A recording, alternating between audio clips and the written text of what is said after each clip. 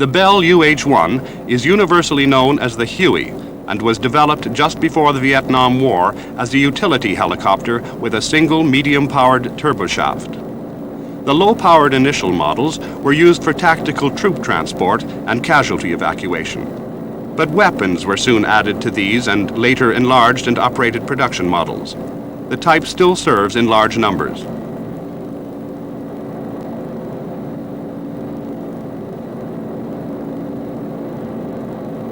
The Huey operated with great effect over jungle, grasslands, marshes, and paddy fields. Whether fitted with an armament of rockets and machine guns or flying unarmed in the trooping role, the Huey became one of the distinctive sights and sounds of the Vietnam War, the conflict that turned the helicopter from a light utility aircraft into a decisive weapon of the land battlefield.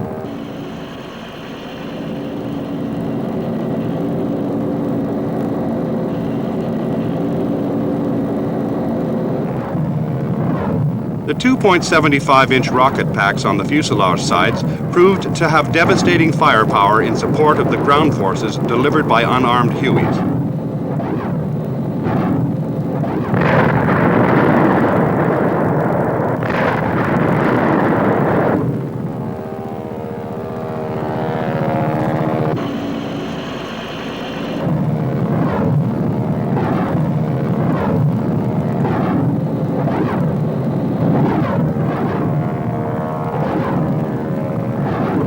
The fixed and flexible 7.62 millimeter machine guns carried by the Hueys made these comparatively light helicopters a great tactical asset to the men on the ground in Vietnam, who had often to rely on the close support of armed Hueys when more heavily weaponed aircraft could not be deployed in time to meet an immediate threat.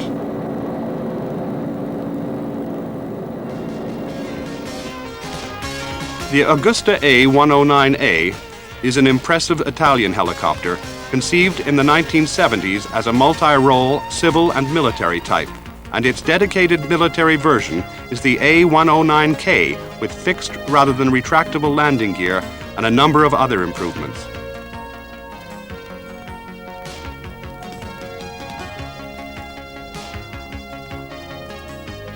As befits a type originally developed for civil and military applications, the A109 is used most frequently for the communication and liaison roles. But the manufacturer has also developed a wide assortment of add-on armament and sensor options to turn the A109 into a truly versatile type in the dedicated military role.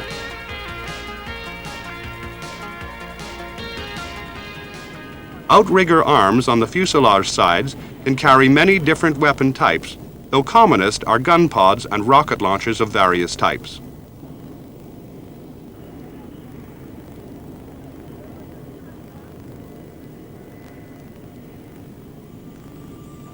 The effective use of these weapons is greatly aided by the A109's steadiness as a weapons platform, though this steadiness at low level does not significantly impair the helicopter's considerable agility. The gun pods most commonly used by the A109 are the FN Etna HMP or Area types, each with a single 0.5-inch heavy machine gun, though the Etna TMP5 pod with two 7.62 millimeter machine guns can also be carried.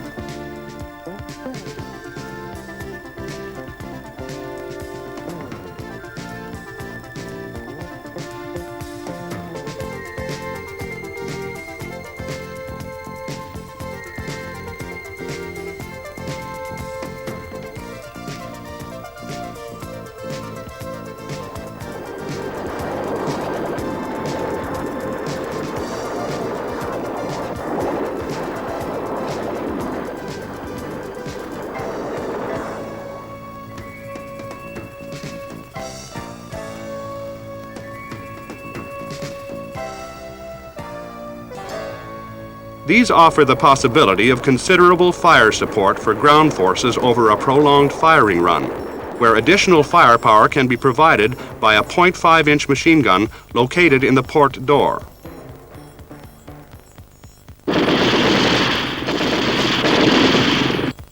More devastating still, are 51, 68, and 81 millimeter rockets, of which the A109 can carry a substantial number in multiple launcher pods for area fire suppression.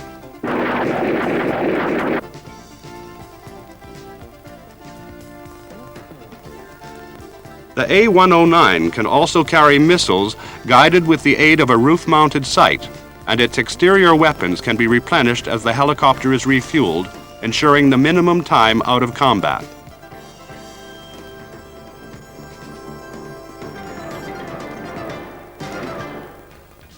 Wasp-like in performance, agility, and firepower, the McDonnell Douglas 530 MG Defender has been developed from the well-established Hughes 500 MD series of light military helicopters.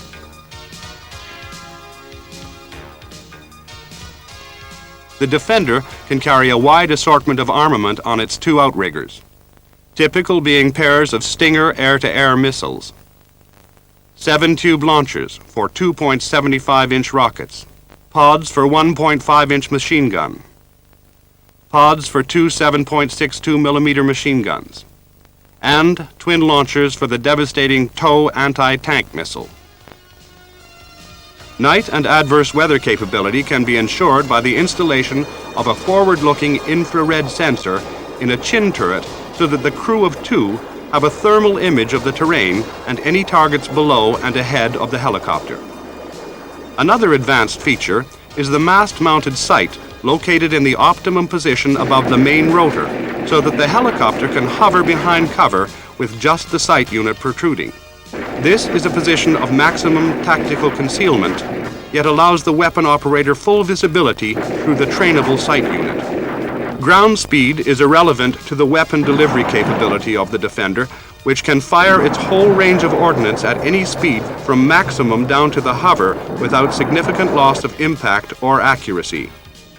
Using its mast-mounted sight, the Defender is an exceptionally capable anti-tank helicopter, as it can fire and guide its TOW missiles while it remains concealed from possible countermeasures. The TOW missile is a heavyweight, long-range weapon able to destroy most tanks at ranges up to 4,000 yards. The Defender, in its many variants, is an impressive and capable little machine, matching the offensive power of many larger, more expensive, and yet more vulnerable helicopters. Somewhat larger than the Defender, but still a light helicopter, is the Aerospatiale Gazelle. This was designed in the mid-1960s as a multi-role type and is used by a large number of forces for communication and liaison. But despite its reputation for vulnerability to modern anti-helicopter weapons, the Gazelle has also been developed as the SA-342M dedicated anti-tank helicopter for the French Army.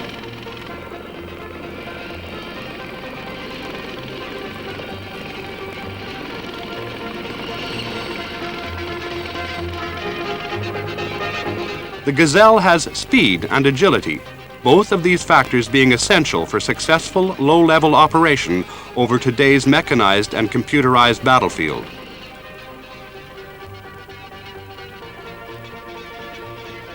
The APX-397 stabilized sight unit in the cockpit roof ensures lethal accuracy out to a range of some 4,400 yards. The heart of the SA-342M's weapon system is the primary armament of 6 hot, heavyweight anti-tank missiles delivered accurately to the battlefield by the combination of autopilot, self-contained navigation system, and Doppler navigation. The Gazelle can carry a fixed 20mm cannon, machine gun pods, rocket launchers, and could also be used in the anti-helicopter role with short-range air-to-air missiles such as the British Javelin or French Mistral.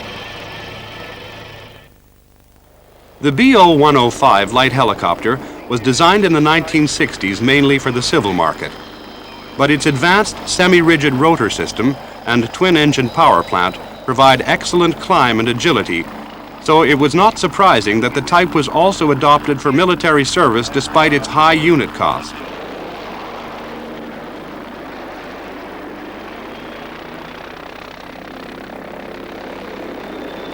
West Germany's dedicated anti-tank version is the PAH-1, carrying the same basic armament of 6 hot anti-tank missiles as the Gazelle. It is also operated in conjunction with the APX-397 auto-stabilized sight in the cockpit roof. The West German Army deploys its anti-tank helicopter forces semi-permanently in their anticipated operating locations so that crews can come to know the relevant tactical features. This means that the PAH-1s can operate in West Germany's extensive woodlands with great freedom of action. These are the probable routes for a Soviet offensive against the Western Alliance.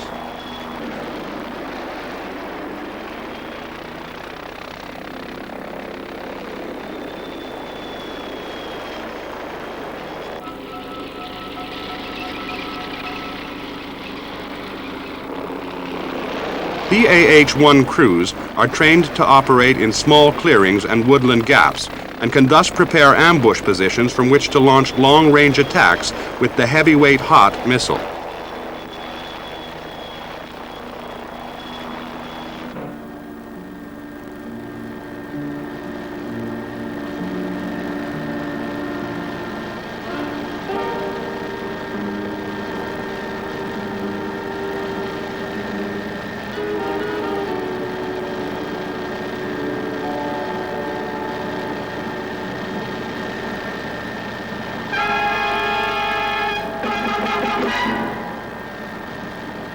During the last phase of this approach, the helicopters hedge-hop forward in radio contact with the troops they are supporting.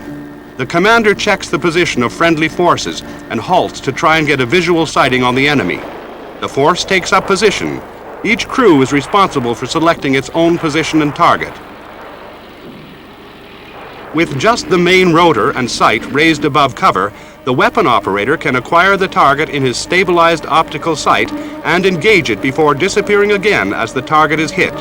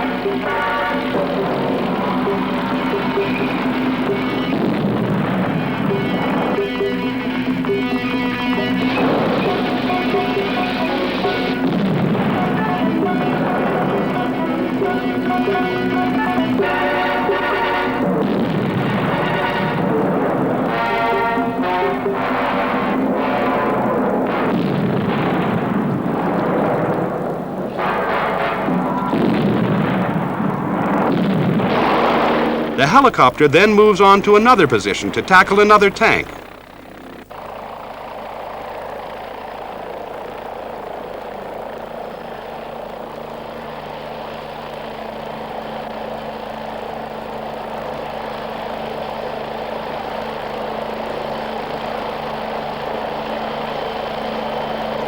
Gun pods and various types of rocket launcher can also be carried, but the specialty of the PAH-1 is dedicated tank killing with the aid of pre-designated forward operating locations where fuel can be replenished and fresh missiles loaded for another mission.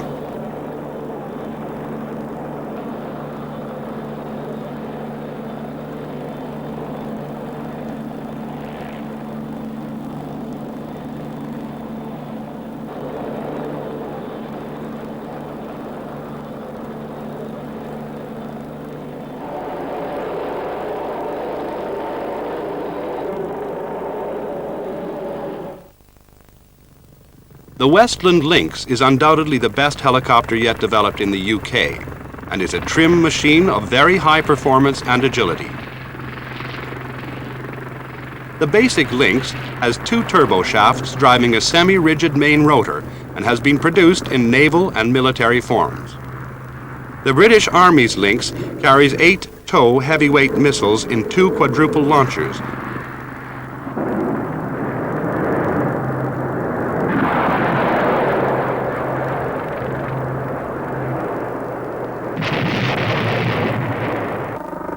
but another type cleared for use is the wire-guided HOT.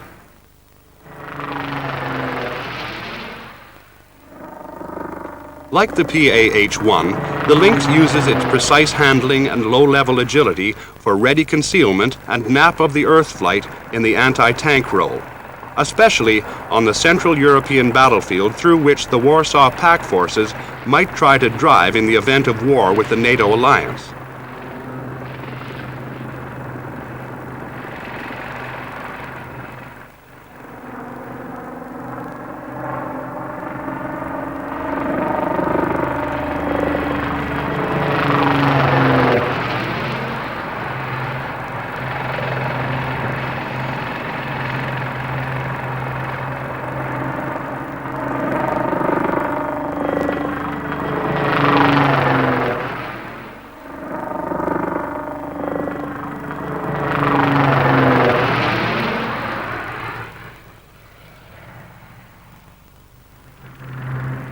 The Lynx can carry an extremely varied load of ordnance as an alternative to the standard fit of anti-tank missiles.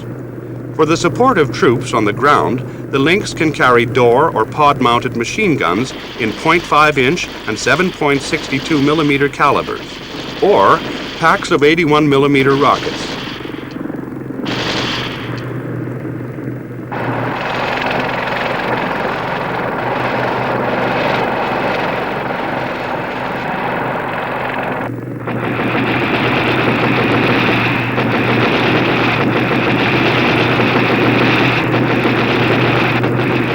Other installations cater for varying numbers of 68 or 81 millimeter rockets.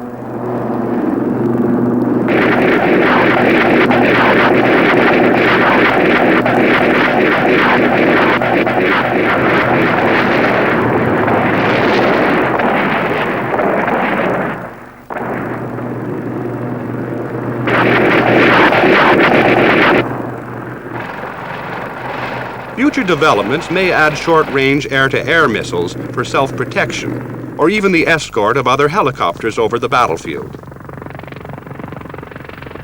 All important for the tank-killing role, the roof sight is stabilized to provide the weapon operator with a steady image of the target throughout the somewhat protracted flight of the subsonic wire-guided missile.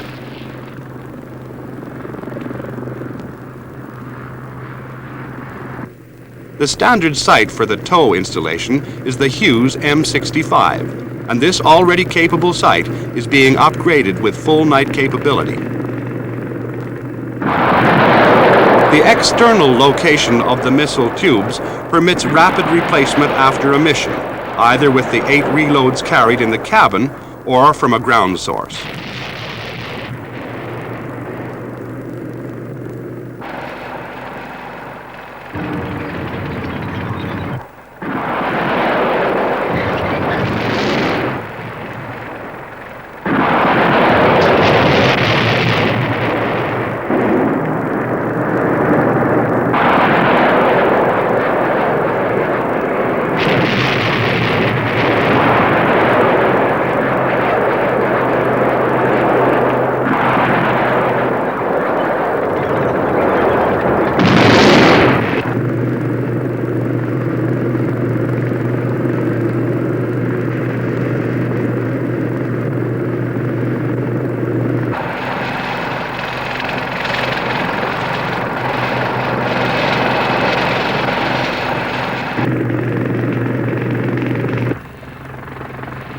Another tank-killing possibility for the Lynx is the transport of a team with the Milan ground-launched anti-tank missile, complete with reloads and local protection infantrymen.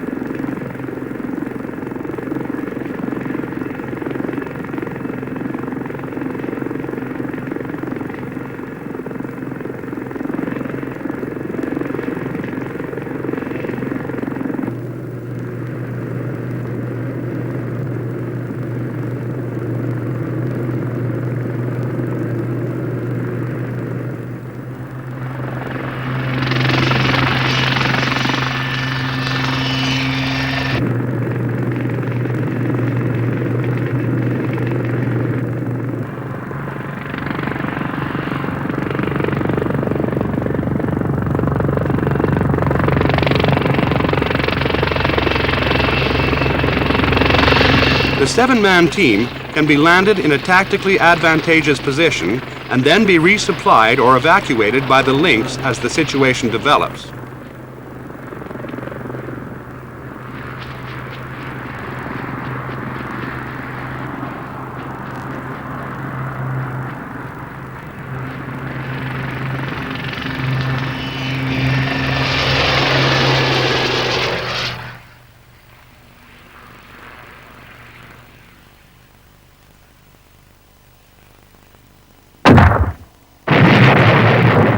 The Lynx can also be used for the lifting of special dispensers as a slung load so that anti-tank and anti-personnel minefields can be laid quickly.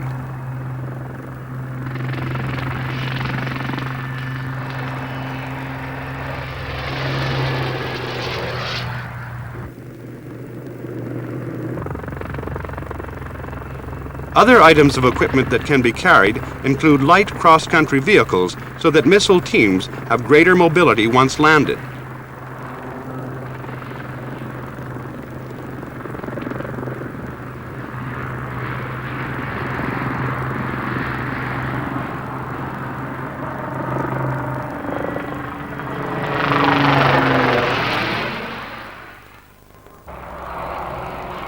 The latest development in the Lynx series is the Lynx III, which is larger, heavier, and usefully more powerful than the current series.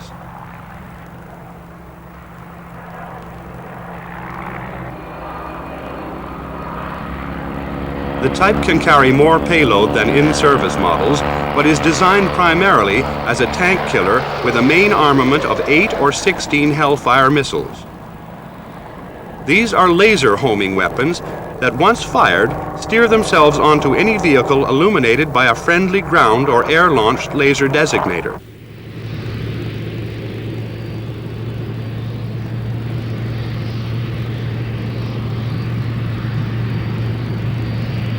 Thus, the launch helicopter does not have to remain increasingly vulnerable in the vicinity of the target so that the weapon operator can control the wire-guided missile he has just launched.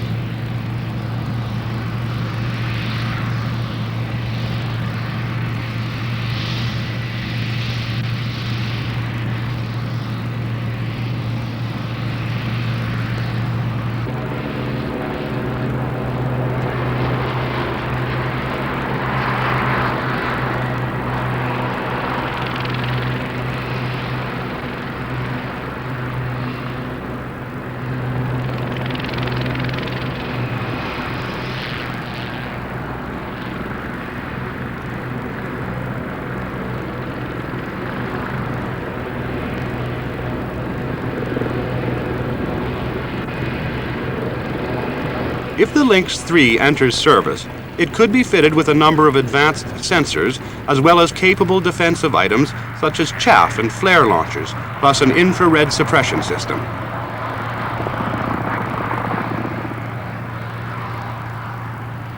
A comparative newcomer to the combat helicopter market is the Aerospatiale SA-365M Panther, which was introduced in 1986 as the land warfare version of the SA-365 Dauphin multi-role helicopter.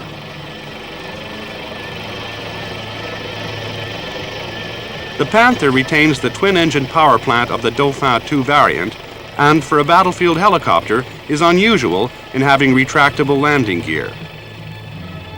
The Panther has a number of advanced operational features, but just as important is the latest technology in main rotor construction, using advanced and largely automated manufacturing processes.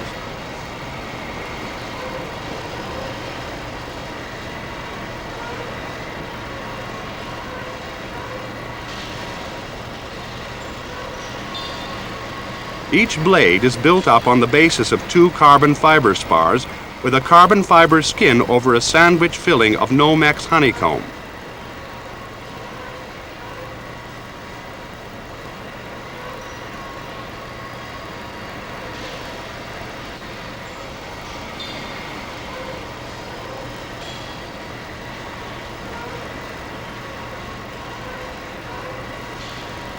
The blade is protected and strengthened by a leading edge of solid glass fiber fitted with an anti-erosion sheath of stainless steel.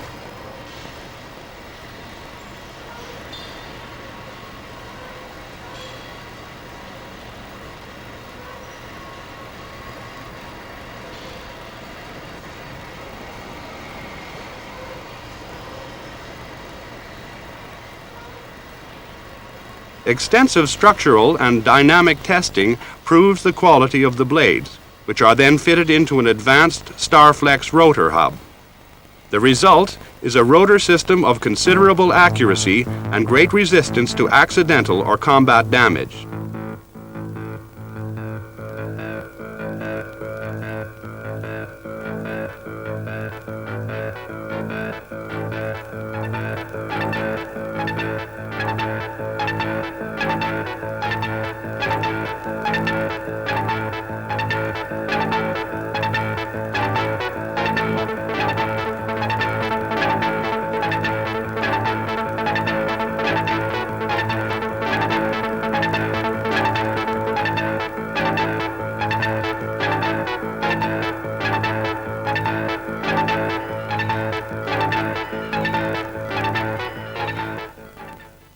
In the air, the Panther is fast and agile, and the type can carry the typical assortment of weapon types fielded by modern combat helicopters.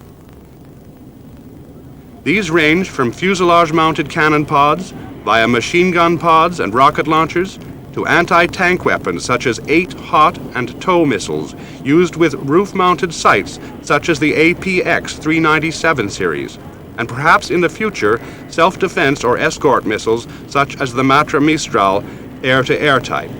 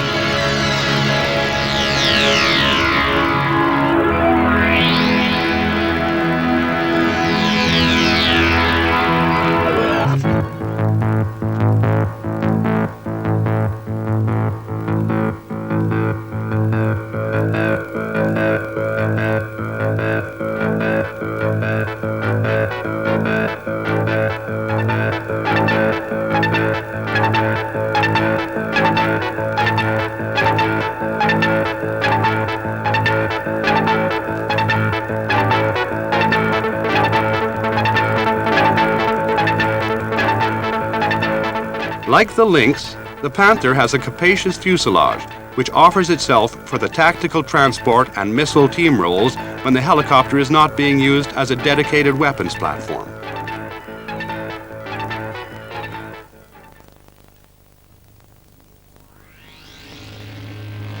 Other options are advanced thermal and/or low-light level TV sensors for total day and night capability.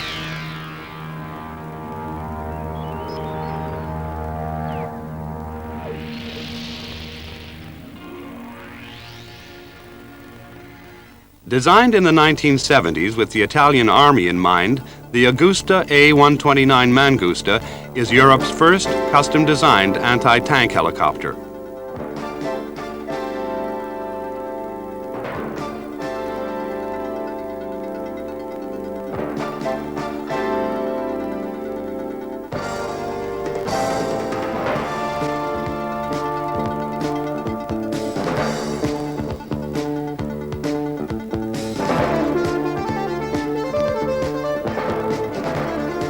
Though it is much smaller and lighter than comparable American and Soviet tank hunters, the Mangusta follows the American design lead in using a slim fuselage with the weapon operator below and forward of the pilot so that he has the best possible fields of vision. The Mangusta's other primary design features are armament on 4 hardpoints under the stub wings and a twin-engine power plant driving an advanced rotor system designed to resist anti-aircraft fire of up to 23 millimeter caliber.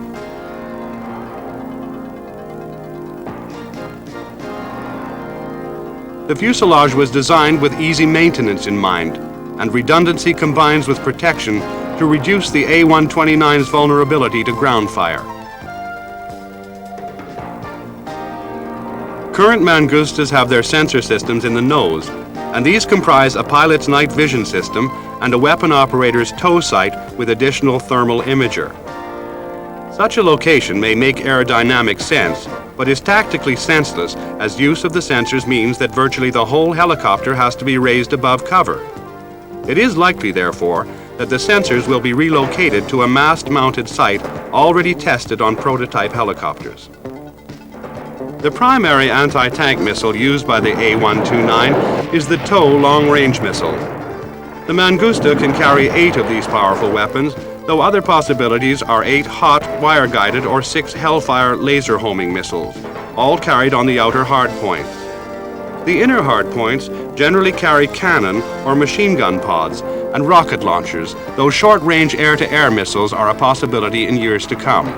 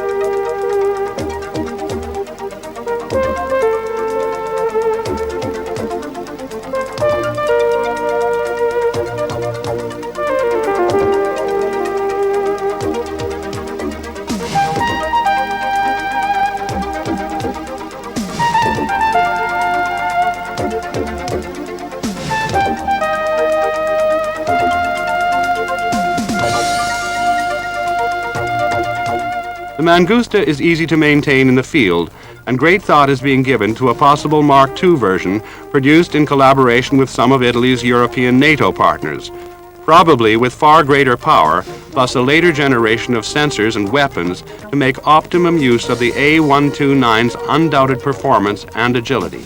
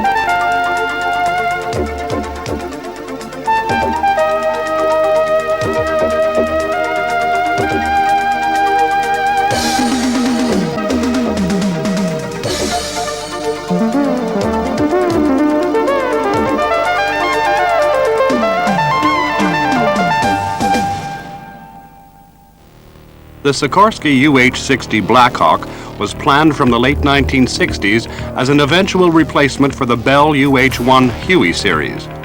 However, the costly Blackhawk is being procured in numbers smaller than those planned, while the Hueys are being refurbished for service into the next century.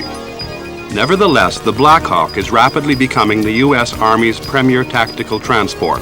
The type can carry a full squad of 11 infantrymen at comparatively high speed over useful tactical distances, and also offers all-weather operating capability combined with advanced defensive features.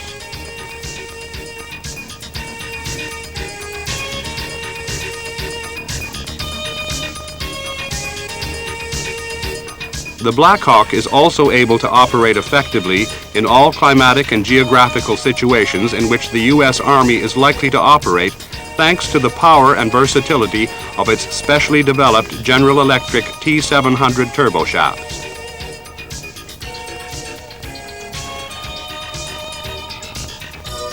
The Black Hawk can also double as a freight helicopter, its internal volume being supplemented in this role by the type's external hook, which allows the carriage of 8,000 pounds, including items such as light vehicles, pieces of artillery, and fuel bladders.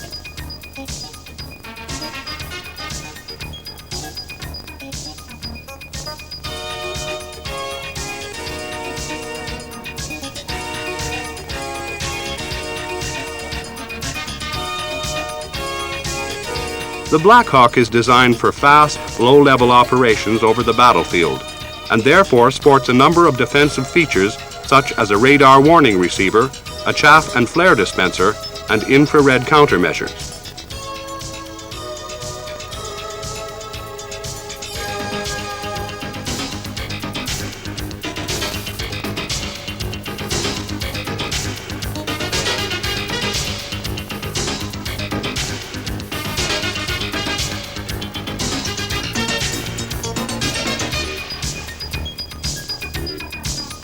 In the design and testing phases of the Black Hawk's development, great emphasis was placed on airframe and crew survivability.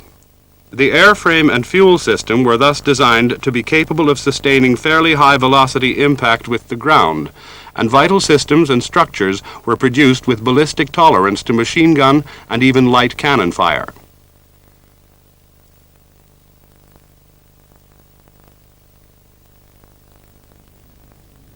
Maintainability is also a key feature of the Black Hawk, and major components are located so that easy field maintenance is possible without special equipment.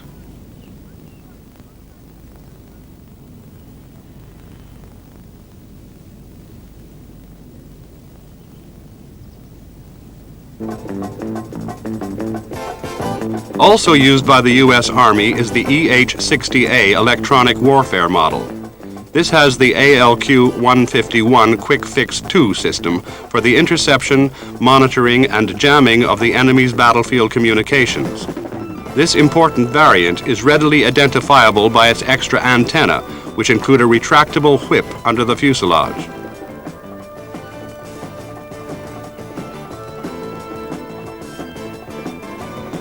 Night and adverse weather operations are standard to many Army requirements, and the Black Hawk is moderately equipped for this role.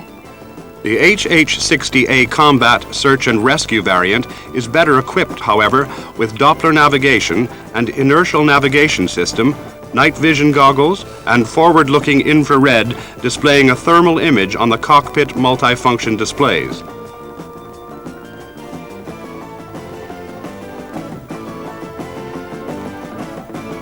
Early operations showed that the capabilities of the Black Hawk were underutilized, and the external stores support system was developed to enhance capabilities.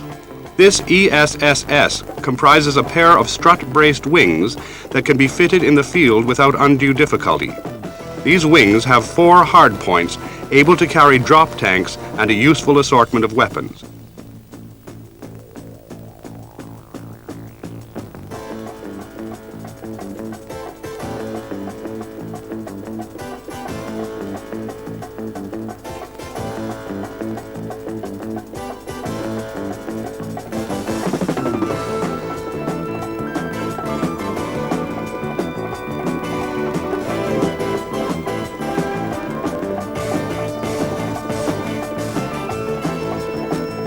Typical weapons are the M56 mine dispenser, launcher pods of various types for 2.75-inch rockets, machine gun or cannon pods, and launchers for anti-tank missiles such as the wire-guided TOW or laser-homing Hellfire types.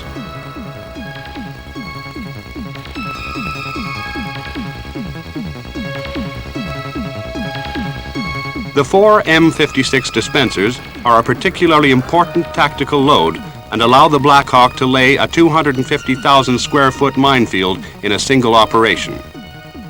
Despite this apparent maturity, the Black Hawk is still a young design and thus full of growth potential, largely in terms of maximum takeoff weight. Such growth would allow the carriage of greater loads through the adoption of more powerful engines, with the Anglo-French RTM321 turboshaft a possible replacement for the T700. The type is already under development in other versions, including the SH-60 Seahawk naval model, and there is clearly a useful future ahead for this capable Sikorsky helicopter.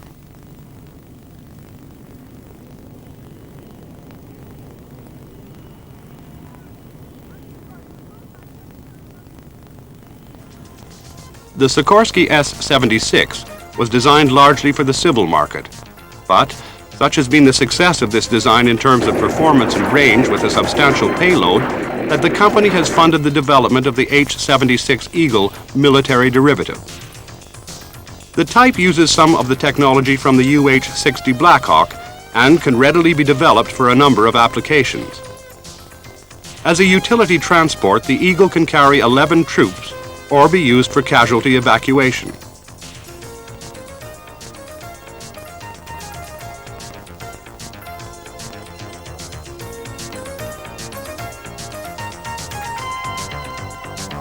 In the tactical close support role, it can operate with typical weapon loads of gun pods and/or rocket launchers. In the tank-killing role, it can be armed with Hellfire or TOW missiles, the latter requiring the installation of a roof or mast-mounted Hughes M65 tow sight. And the type can also be configured for naval warfare with anti-ship missiles or anti-submarine torpedoes plus appropriate sensors.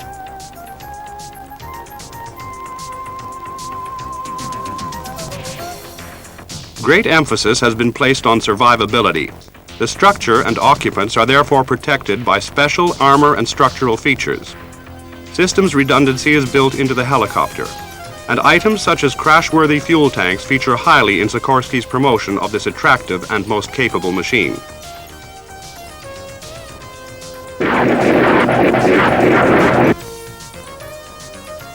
A considerable attraction for potential buyers is the Eagle's great versatility. The combination of roles such as casualty evacuation and tank killing within a single airframe offering great cost-effectiveness to countries unable to afford several role-dedicated helicopter types.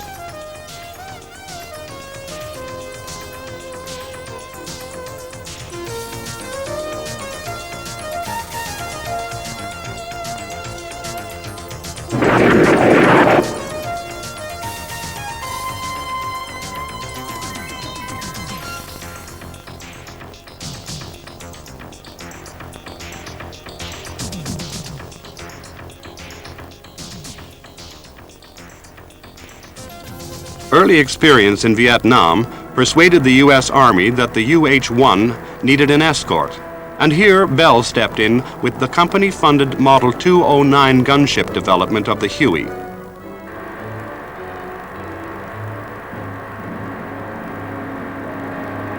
The new helicopter retained the dynamic system of the successful UH-1B and C models, but married these to an exceptionally slim fuselage that seated just 2 crew members in tandem, with the weapon operator below and forward of the pilot for the best possible fields of vision.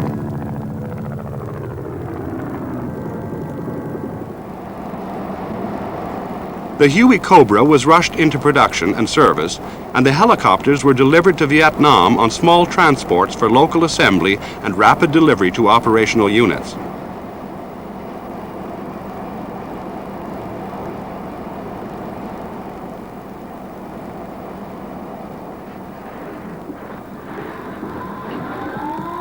This AH-1G Huey Cobra also pioneered a new concept of armament, with a turret under the chin controlled by the weapon operator and 4 hardpoints under the stub wings for gun pods and rocket launchers controlled by either crew member. The Huey Cobra was designed to escort troop-carrying UH-1s and then to use its superior speed for a quick dash to the landing zone. Here, the ground defenses could be softened up with a mixture of 7.62mm minigun and 2.75-inch rocket fire just before the troop carriers arrived.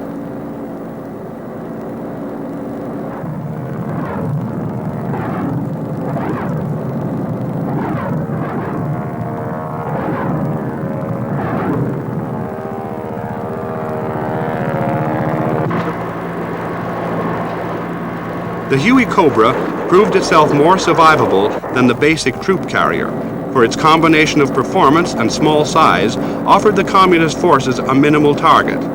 The AH-1 was thus one of the major U.S. successes of the Vietnam War, and the type has remained in service since that time, successive marks adding new features and increasing performance. The Huey Cobra's role was fully defined in Vietnam, and once the troop carriers had left the scene, the Huey Cobras remained on station to provide friendly forces with all the close support they needed. The support could be called in as required by the ground force commander and delivered both quickly and with great accuracy.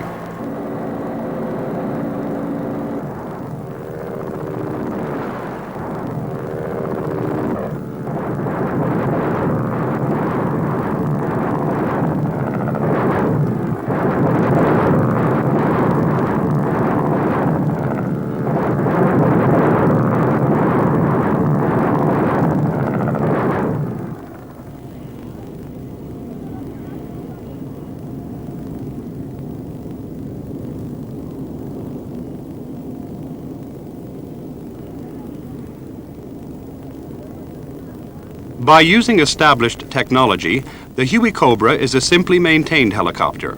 This factor is augmented by a number of easy access features so that field maintenance is a simple process. Greater engine power has also been provided over the years, allowing the Huey Cobra to carry larger loads of an increasing assortment of weapon types without degradation of performance. The basic airframe has also been developed into a powerful twin-engine multi-role gunship for the Marine Corps, and as the current AH-1S Huey Cobra close support and anti-tank helicopter for the Army.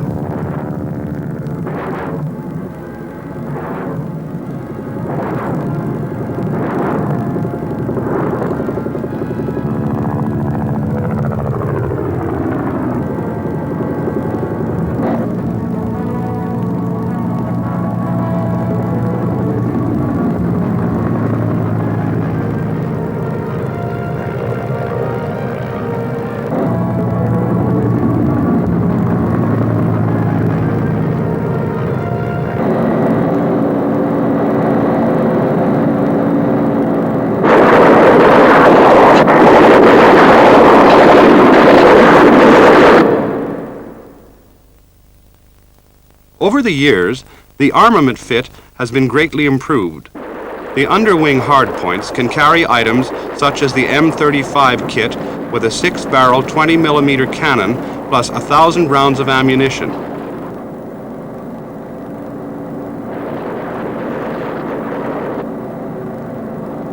This provides greater standoff attack range, as does the use of a new chin turret with a 3-barrel 20mm cannon or even a 30mm cannon in place of the original type fitted with a 7.62mm minigun and a 40mm grenade launcher.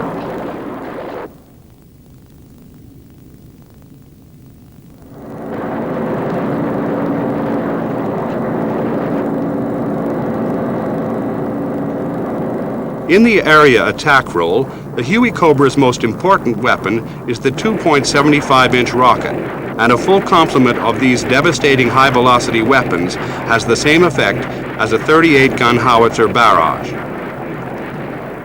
Complementing the Huey Cobra is the Army's latest attack helicopter, the AH-64A Apache.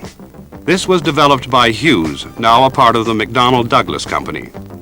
The Apache is an angular but effective machine optimized for the battlefield tank-killing role. The type possesses the power for high performance over the battlefield with a very impressive warload of missiles and other weapons. The type also possesses powerful and effective flight controls and an extremely advanced suite of sensors for all-weather, low-level operation over the modern battlefield.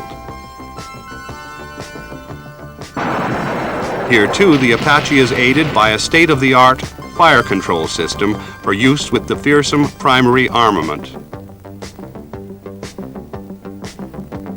The Apache's most important weapon type is the Hellfire missile, of which 16 can be carried.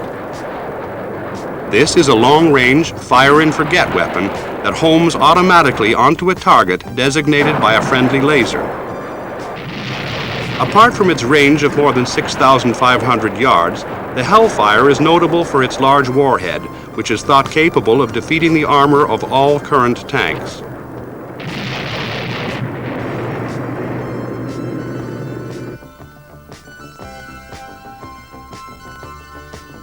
The Apache also has a powerful 30mm chain gun on a flexible mounting under the fuselage. This has 1,200 rounds of ammunition, sufficient for about 2 minutes of sustained fire, and provides the Apache with an effective standoff capability against less well-armored battlefield targets, such as armored personnel carriers.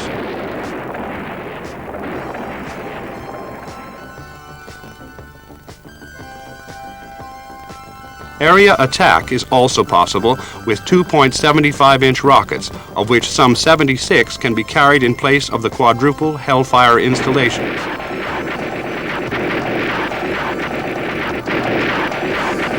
The Apache is notable for its complex avionics and sensor system, including the integrated helmet and display sight system. This is a helmet sight used by both crew members for the rapid acquisition of targets off the flight path. Targets are designated to the fire control system through the slaving of weapons and sensors to the head movement of the pilot or weapon operator. In the nose is the sensor group associated with the weapon operator's target acquisition and designation system. These sensors comprise direct view optics, a TV camera, a laser spot tracker, and a laser ranger designator. Information is fed to a cockpit display or onto the monocle of the helmet sight, allowing the weapon operator to acquire and track either manually or automatically any selected target. On the upper portion of this trainable sensor group is the forward-looking infrared unit for the pilot's night vision system. TADS information allows full night and adverse weather flight capability and can be switched to the pilot in the event of PNVS failure, and the weapon operator has access to the PNVS if required. These sensors are aided by an advanced navigation and flight control system using a simple inertial navigation platform, a Doppler navigation system, and an auto-stabilization system. The Apache is also a highly survivable helicopter, notable for an exceptionally strong structure with considerable armor protection and redundancy to withstand hits from ground fire of up to 23mm caliber. Further protection is given by the Apache's radar warning receiver, chaff and flare dispenser, and infrared jammer. These combine with the Apache's nap of the earth flight profile to afford a considerable degree of protection from ground-based defenses. All are features of considerable importance to the Apache, which is an expensive machine designed to operate decisively in a high-threat environment. Physical features that also contribute to the type's survivability are the wide spacing of the twin turboshaft power plant, a ballistically tolerant structure for the airframe and rotor system, self-sealing and crash-worthy fuel system, and a number of other advanced features such as a run-dry dynamic system.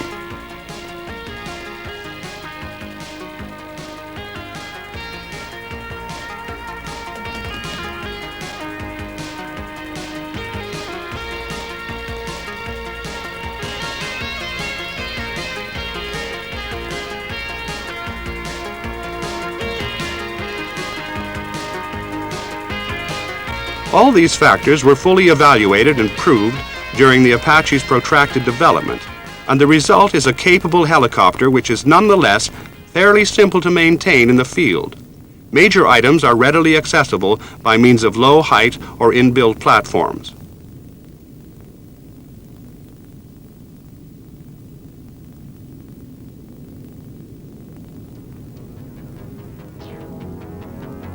Considerable internal fuel capacity can be supplemented by external tanks under the hardpoints, and the Apache can thus ferry itself over considerable distances, such as the route across the Atlantic to Europe. The Apache was also designed with air transport in mind, and can be broken down for movement in aircraft varying in size from the C-130 Hercules tactical transport to the C-5 Galaxy strategic freighter. The future of tactical helicopters is currently at a fascinating stage, and the USA in particular is pushing ahead with the development of several key ideas for the proposed LHX combat helicopter. One of two such aircraft currently flying in the research program is the Sikorsky S-75. Among the features being pioneered is all-composite construction for greater strength combined with lighter weight, easier as well as cheaper manufacture and maintenance, and the possibility of reduced radar signature. Computer-aided design is allowing LHX research to progress with speed and accuracy. A key feature of this is to design the helicopter and its systems as an integrated whole, rather than, as at present, developing individual features and then trying to fit them together, an expensive and potentially wasteful method. This effort holds out the promise of a single crew helicopter with all the capabilities of current two-seat types, and the possibility of far greater capability with the introduction of new sensors, millimeter wavelength radar, and other advanced features in a high visibility cockpit.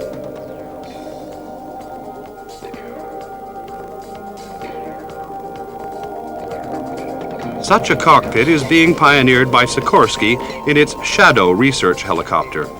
This Sikorsky Helicopter Advanced Demonstrator of Operator Workload is an S-76 with a prototype single-seat cockpit grafted onto its nose, with sensors feeding data to the pilot via a helmet-mounted display, a head-up display, and head-down displays.